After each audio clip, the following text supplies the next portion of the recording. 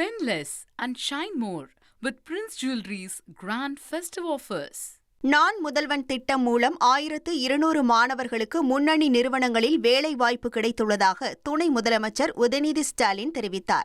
சென்னை வள்ளுவர் கோட்டத்தில் தமிழ்நாடு திறன் மேம்பாட்டுக் கழகம் சார்பில் நடைபெற்ற போட்டியில் வெற்றி பெற்ற மாணவர்களுக்கு பதக்கங்கள் மற்றும் சான்றிதழ்களை துணை முதலமைச்சர் உதயநிதி ஸ்டாலின் வழங்கினார்.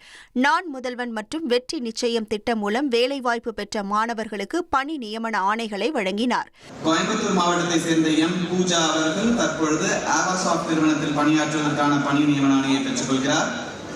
கோயம்புத்தூர் மாவட்டத்தை சேர்ந்த ஜே சூரிய பிரகாஷ் அவர்கள் ஆவசாப் நிறுவனத்தில் பணியாற்றுவதற்கான பணி நியமன ஆணையை பெற்றுக் கொள்கிறார். செல்வி ஏ தீபிகா அவர்கள் விழுப்புரம் மாவட்டம் மயிலம் பொறியியல் கல்லூரியை சேர்ந்த தீபிகா அவர்கள் இன்போசிஸ் நிறுவனத்தில் பணியாற்றுவதற்கான பணி நியமன ஆணையை பெற்றுக் கொள்கிறார்.